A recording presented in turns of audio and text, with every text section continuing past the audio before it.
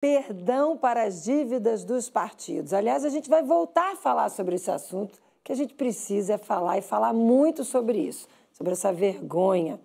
Perdão aprovado pelos senadores, inclusive pelos 3 senadores aqui de Santa Catarina. E agora segue para a promulgação do Congresso. A Danila Bernardi preparou uma reportagem explicando tudo isso em detalhes para a gente. Vamos ver.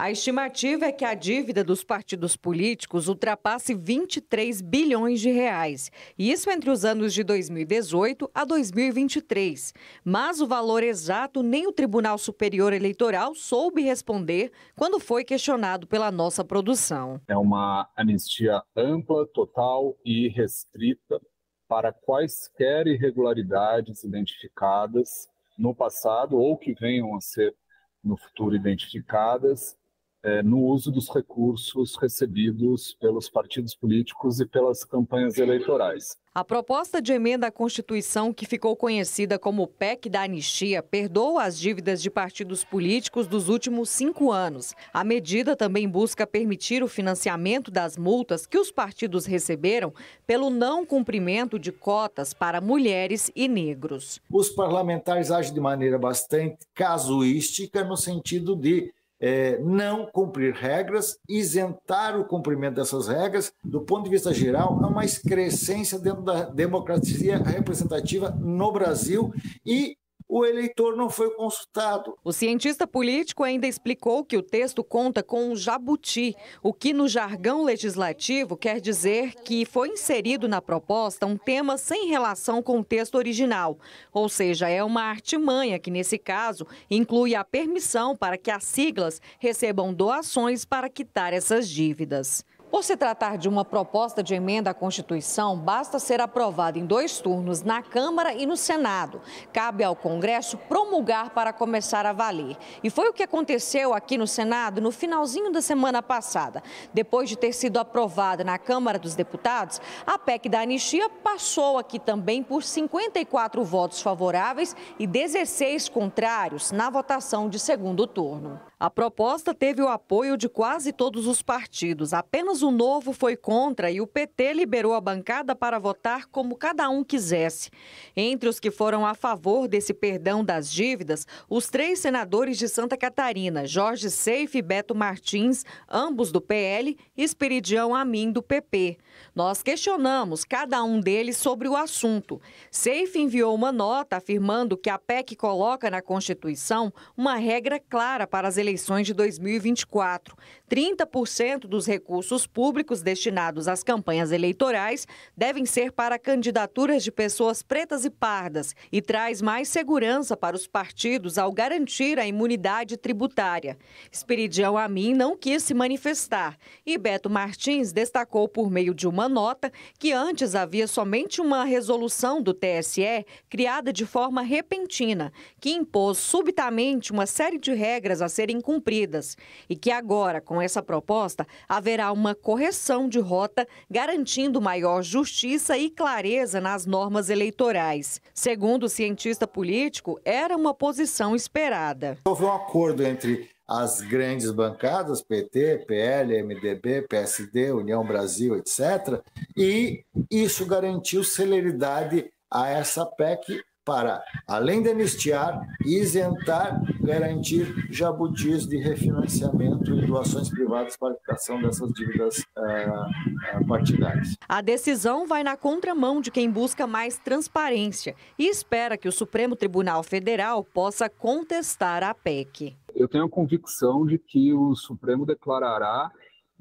diversos pontos dessa emenda como inconstitucionais.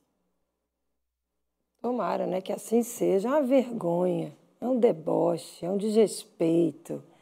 Vou pedir à nossa produção para colocar na tela o nosso editorial da edição do fim de semana, que foi cirúrgico.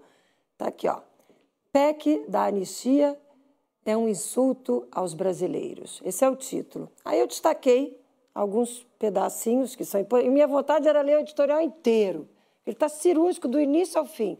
Mas eu destaquei algumas questões, algumas frases aqui, porque a gente precisa dividir isso com vocês. Por isso que disse no início, a gente tem que falar sobre esse assunto. É um retrato claro do abismo entre a realidade do cidadão comum e a bolha de privilégios em que vive a classe política. Trata-se de uma espécie de refis em benefício das agremiações políticas, encobrindo ilegalidades e perdoando dívidas milionárias.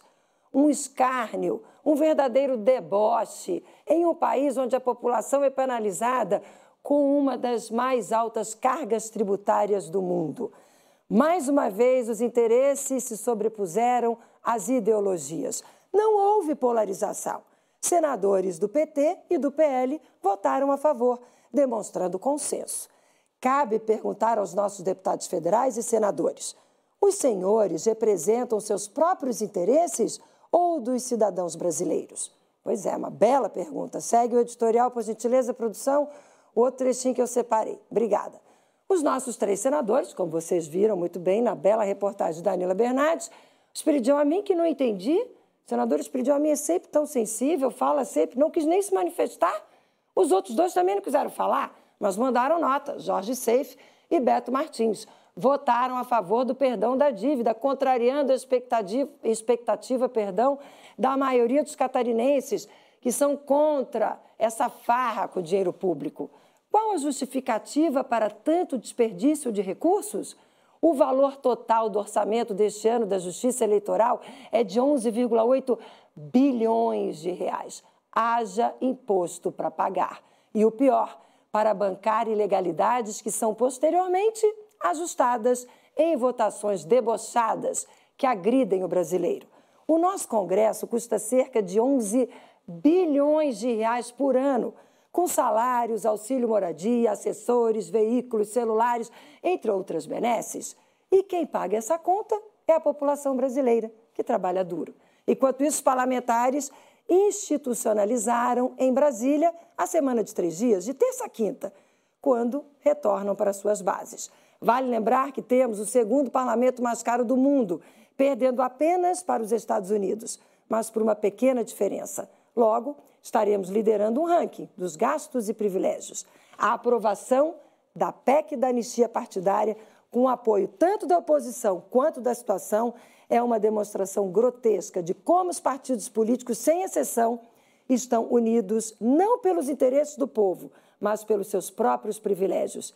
Em um país onde a desigualdade grita e a população é esmagada pela elevada carga de impostos, ver esses mesmos partidos se unirem para aprovar um perdão de 23 bilhões de reais em dívidas é um insulto inaceitável. Tá aí. Esse é o nosso editorial, que eu achei que valia, tive certeza e continuo tendo que valia dividir aqui com vocês. Deboche, vergonha.